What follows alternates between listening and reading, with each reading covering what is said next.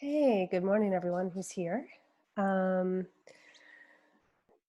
so when I work with teams and clients, we're always studying some book. We usually start with the Tao, and that comes directly from my own practice, in that I'm always studying a book. So we have a period of intensive practice. Oh, hi, sweetheart. I'm gonna put you down, okay? Our little visitor is gonna leave, hopefully for the whole time. Um, This year we studied a book called Ceasing of Notions. Every time I study a new text, the teaching takes my practice deeper. It never ends. It's a never-ending practice of deepening into not knowing. Right on page 23 of the book, and these are my notes because it was a class. I took this from the bottom. This is stanza 6. The monk asked the master, "How can delusions of the mind be eradicated?" And the master says, "As long as one sees delusions and their eradication, one cannot shed them." Now, you can substitute the word fear, anxiety, stress, hatred, joy, I want this, I hate that, into the word delusion. How can anxiety be eradicated? How can stress be eradicated? As long as one sees stress or anxiety or fear or uncertainty, and their eradication is separate, one cannot shed them. What does this mean? Oh, just one more question. Do you teach breathing in through the nose and out through the mouth, or does it matter? It does matter. You keep your mouth closed. You want to do all the breathing from your nose. Your tongue is placed up behind the front, on the top of the palate, behind your front teeth, and you press it there, and you really open up the airway. Um, that's important. So your thoughts. These are my notes for us, right, for today.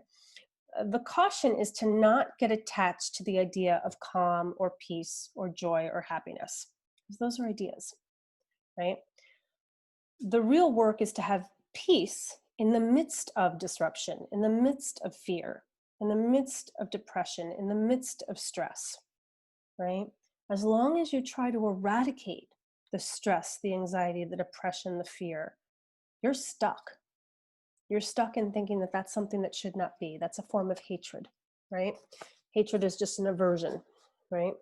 And greed, hatred, and aversion are considered kind of the same thing in Buddhism, and they're the three. Not that we have sins, but the three grand illusions, or the ceasing of notions, the ceasing of ideas. That's the title of the book, right? The ceasing of delusions, of fears, of anxiety, right?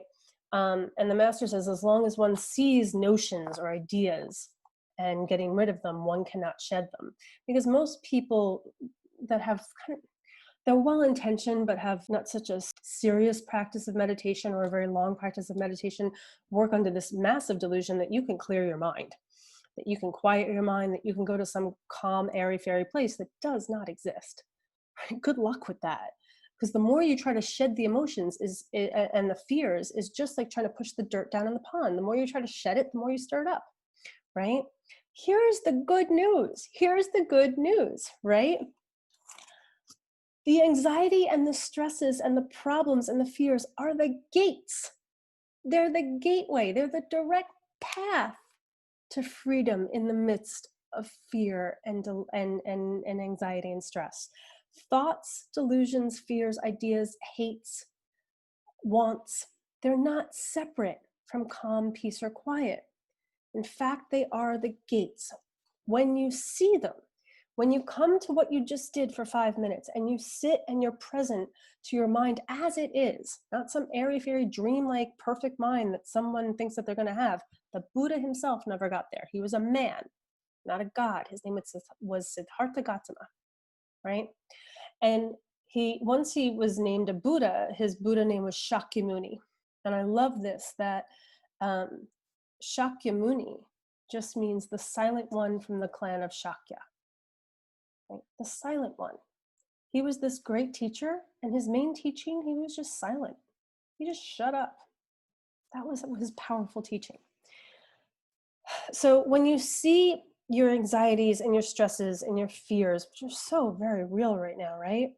When you see them, you actually pay attention to them and listen to them and own them and see them as the gate the gateway to freedom, that there's information there that you need to hear, what happens? Seriously, check it out. Look at your biggest fears. Look at your hatreds. I mean, and especially because we're human, your self-hatreds. I hate when I'm lazy. I hate when I eat too much. You know, I hate when I'm annoyed at my, significant other, right? Whatever.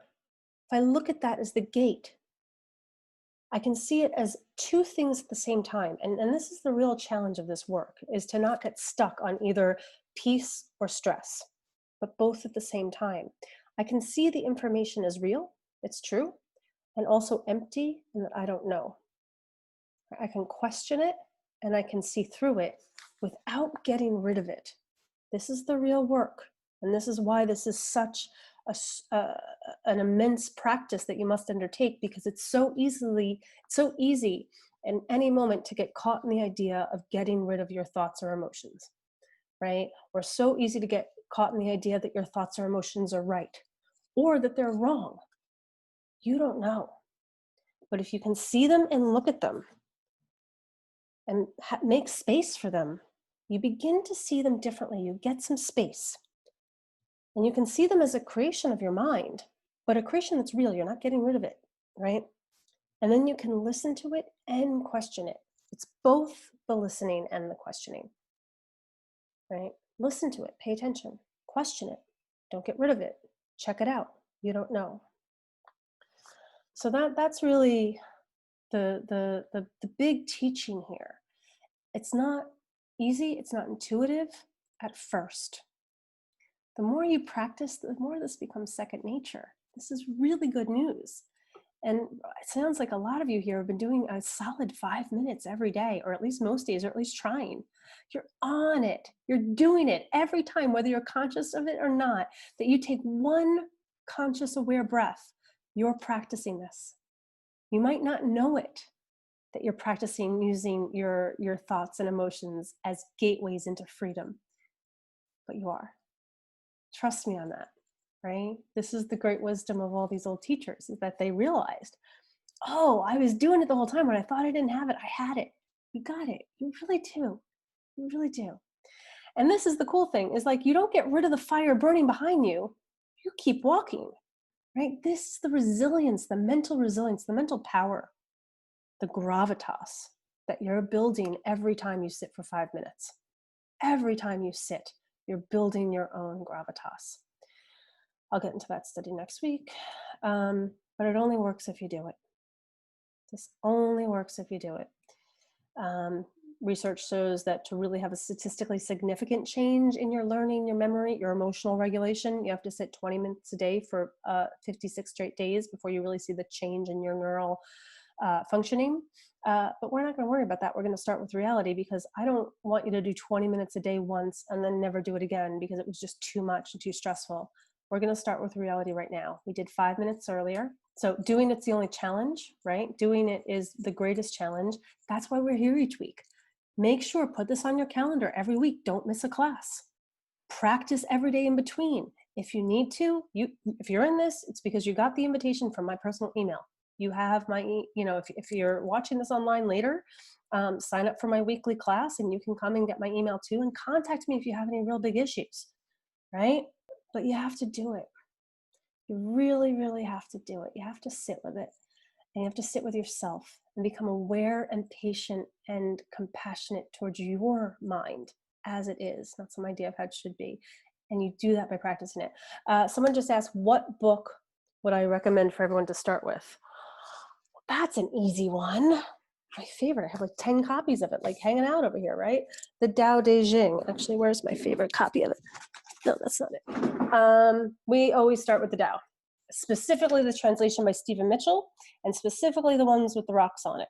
Because in this, and this is actually the old version, if anyone's, I think a couple of you have worked with me, you know that this is what your book should look like. Because we start with the forward. You don't dive right into it. In the forward is some really great teaching of the reality of the practice. And then I have my clients and people I work with, before they dive in, go to the back of this particular version with the rocks on it. There's an interview with the author in the back, and we look at that because there's a lot of really good teaching there before you dive into it. But this, I mean, I have a copy of this. I have thousands of copies of this. I've had a copy of this book on me since 1996, on my physical person most of the time, because all the wisdom I need to keep moving in reality is here. Okay. Oh, don't worry about 20 minutes a day for 8 weeks. That's just what the research has found actually takes for like significant, statistically significant neurological change. Right now, nail 5 minutes a day. That's reality. And you do that, you're moving further and faster than someone who just dives right into 20 minutes a day. And we'll get into that. So, but for now, let's do the work, because we could read about this. It's like reading about someone doing a push-up. You're not getting stronger reading about someone doing a push-up. You watch somebody else on a video do a push-up or talk about it like you're listening to me, doesn't help. The only thing that helps is actually getting on the floor and doing the push-ups.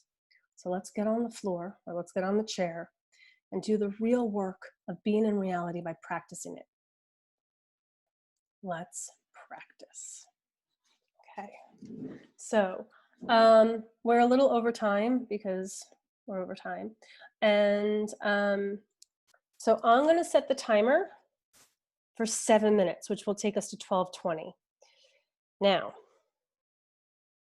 I realize that that is over time for people. If you have to dock off at any time, fine, but sit with me for as long as you can. And if you can do the full 7 minutes, I'll do a little Q&A after. But regardless, super grateful for all of you here. Come into your best posture. Long, slow, deep inhale, bringing oxygen and awareness into your body. Exhale and relax. Just let yourself be here, now. Notice the natural flow of your breath.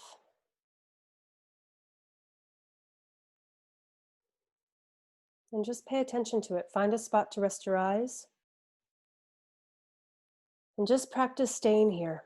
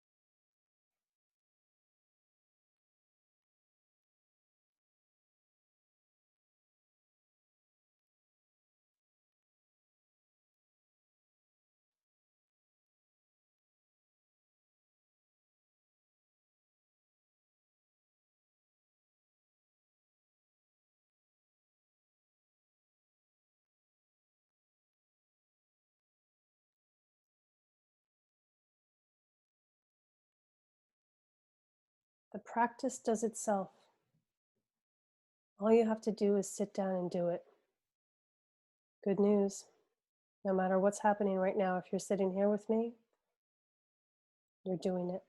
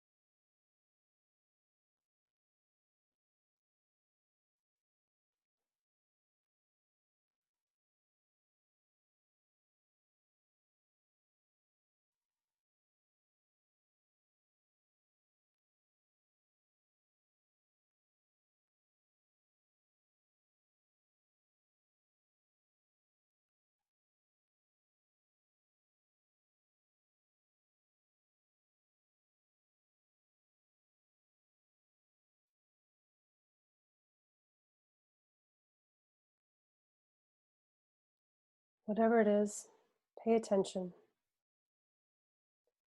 but keep coming back to your lower belly breath. Stay anchored.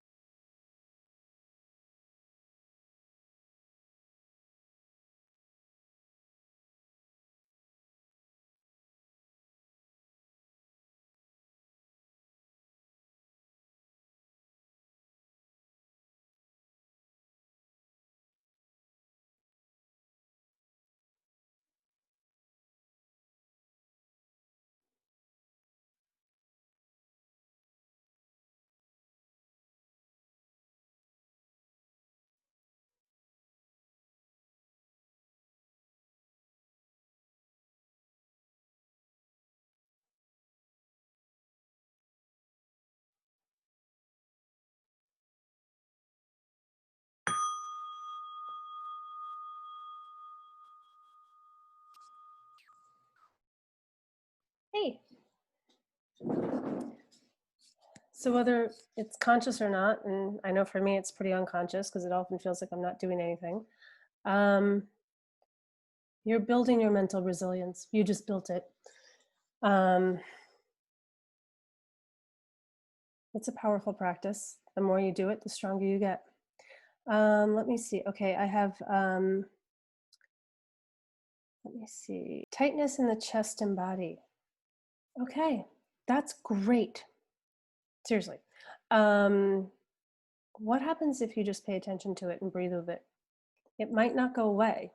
It's not about making things change. Breathe with the tightness. Sometimes your body is tight. Pay attention to it. What happens if you pay attention to it and then just exhale? Again, nothing might happen. You're just going to stay with your reality as long as you can. Now, the other piece with the tightness in the chest and the body is that most of us, if this is the first time you're really seriously doing this, it's the first time you're paying attention, real attention, consistent, long-term attention to your body, right? And you're going to notice tightness that you never knew had been there the whole time. It's just like your mind. You start paying attention to it and you start to hear the undercurrent of dialogue that you didn't even know had been going on underneath the surface your entire life. And the work is to just hear it, pay attention to it.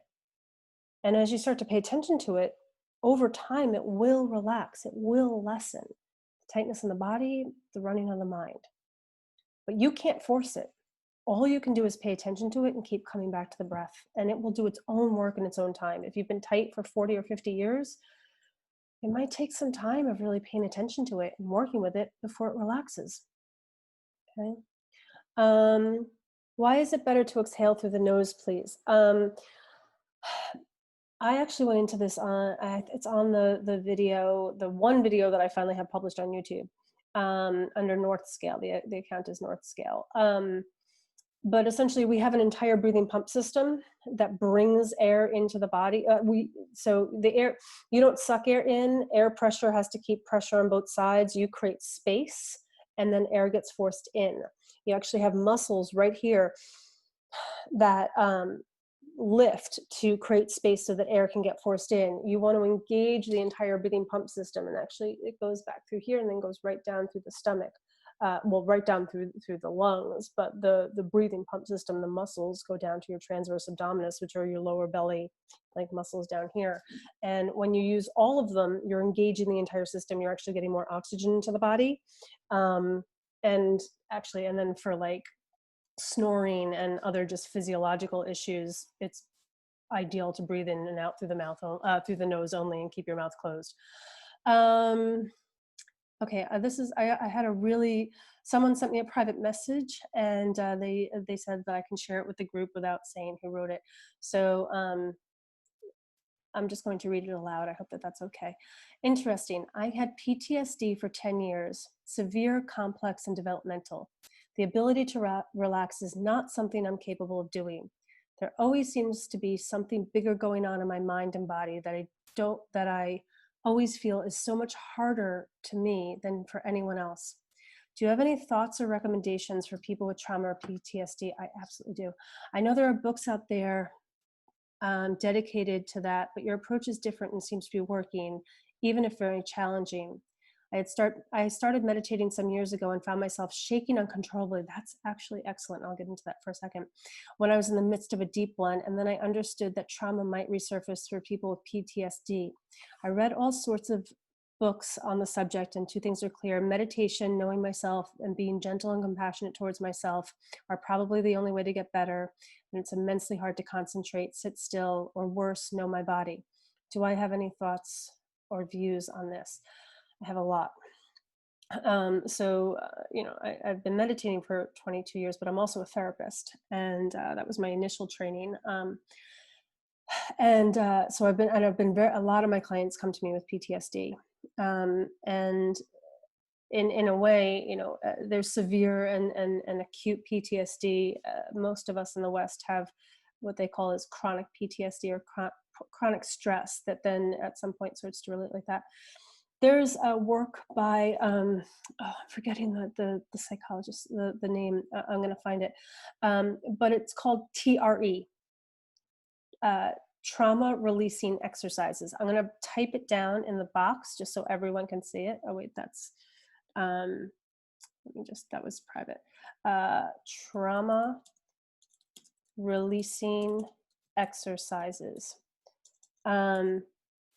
I started to get certified in this. I actually spent a couple of summers ago, went to Wisconsin, and this woman, JC Sundell, does a training out there, which was really helpful to get me started on it, but I'm not an expert on it.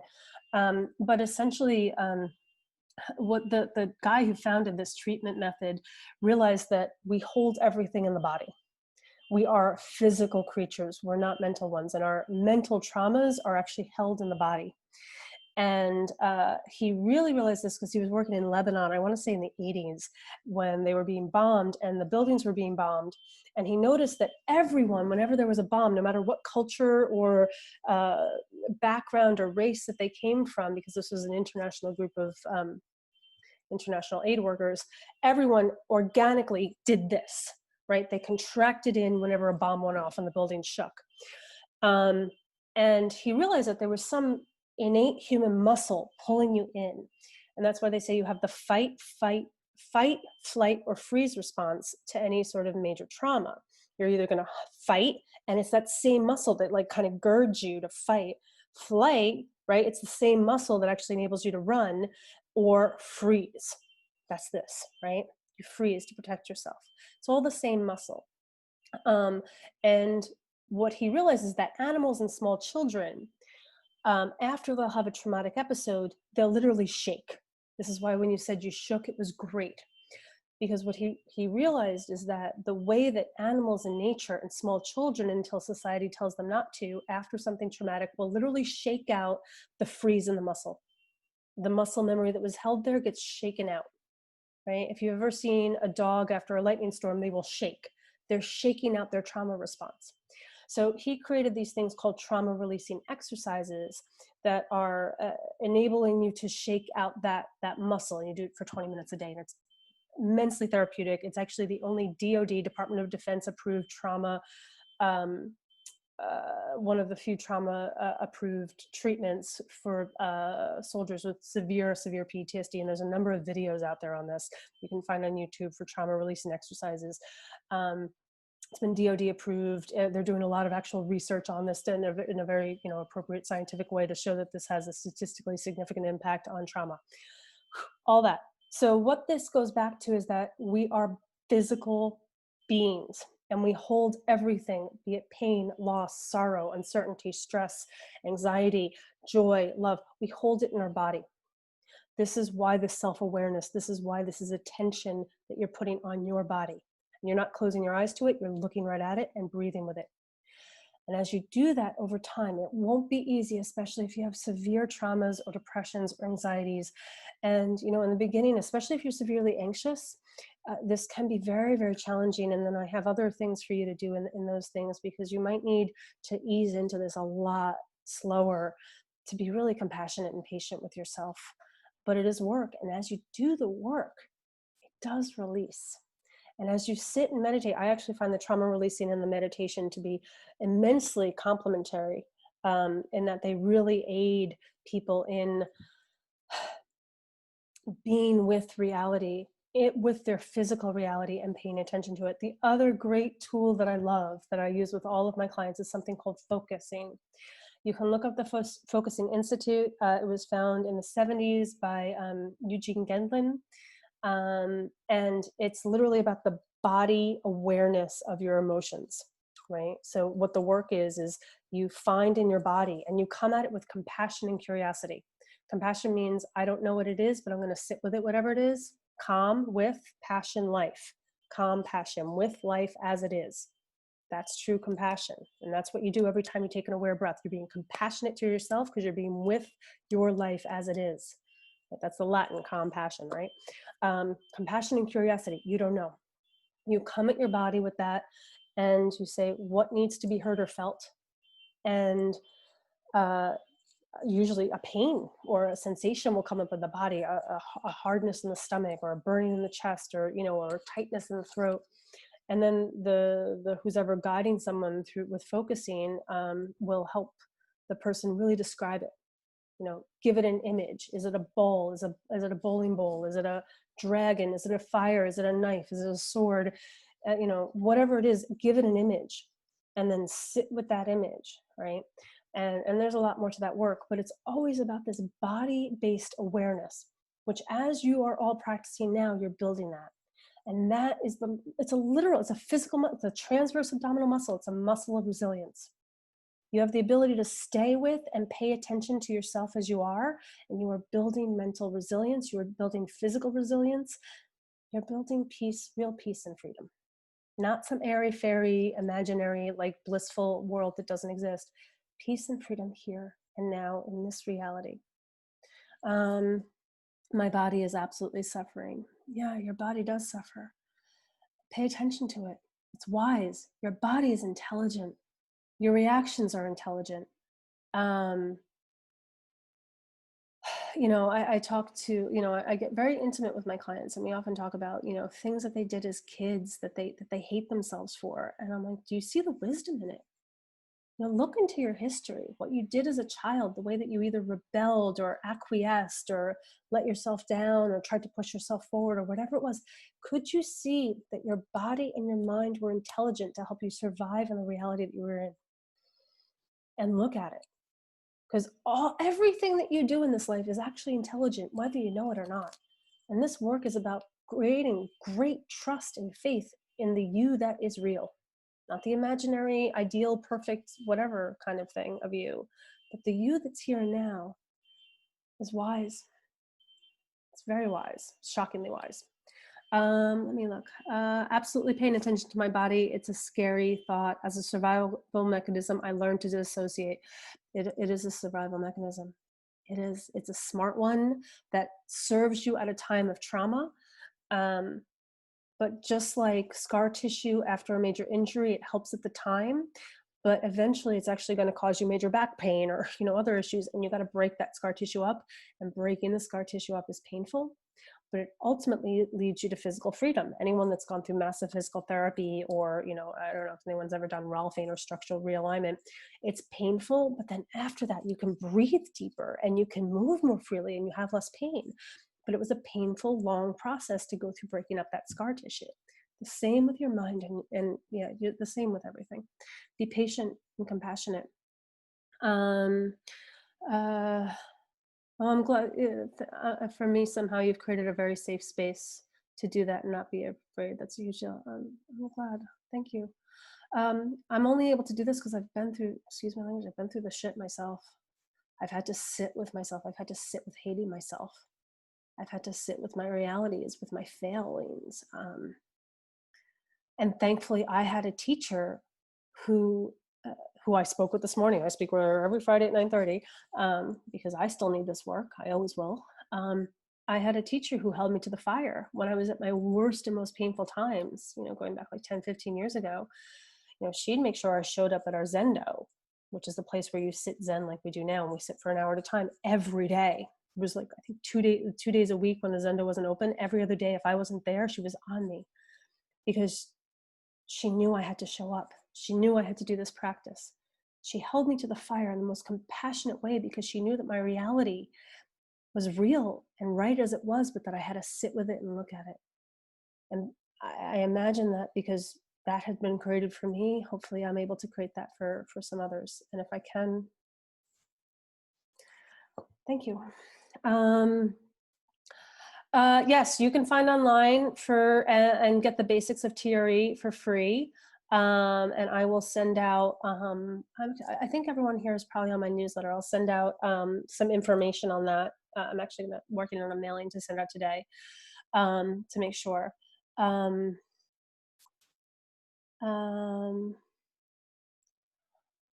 Very, very grateful for all of you as well. I'm glad that this has been useful. I know we went way over, but I hope that this was helpful. And I'm really quite grateful for everyone's candidness and their honesty and their realness. And keep doing the work. This is what this is all about. If there's never been a better time to actually look at reality and look at our mind and look at what we think we know and want, and then come back to reality and check it out and build a level of mental resilience that you will carry this with you through the rest of your life. But you must maintain the practice. Hey, someone said, I wish I started meditating earlier. Doesn't matter when you start when you're ready. I wished I started saving money in my 20s. Yeah, didn't happen. This is reality. There's a great line in actually one of the other books I use all the time, if I can find it quickly, chapter 30, I think. I found it right away. Living in serenity means being open to whatever life brings. When the master, who is you, when the master looks forward, there are infinite possibilities. When he looks back, there's only one. What happened is always the best thing that could have happened. Here's the thing. What happened is always the best thing that could have happened because it is the thing that happened. It is the thing that did happen. Reality is. Full stop. Okay. I'm glad that people like this approach. It works for some people, it doesn't work for others. If it works for you, come back. Let's practice. Let's do this work. 5 minutes a day, every day between now and when I see you next Friday. Tell me how it went. If you can, I know everyone has weird schedules with Zoom meetings and stuff, but make this class non-negotiable. And I'm really trying to get these videos up each week so that if you do miss a class on YouTube, that if you do miss a class, you can catch up and keep going. My YouTube is North Scale. Subscribe there. It's brand new. I'm getting used to this. And I look forward to seeing you all next week and hearing how your 5 minutes went every day. If you did 5 minutes every day this week, do 7. If you did 7 minutes every day this week, try 10. If you do 10 one day and then the next day you miss it, go back to 7. I'd rather you maintain consistency. It's all about consistency right now. Really grateful for this time with you guys, and I hope to see you all next week. Sit strong. Ciao. Bye.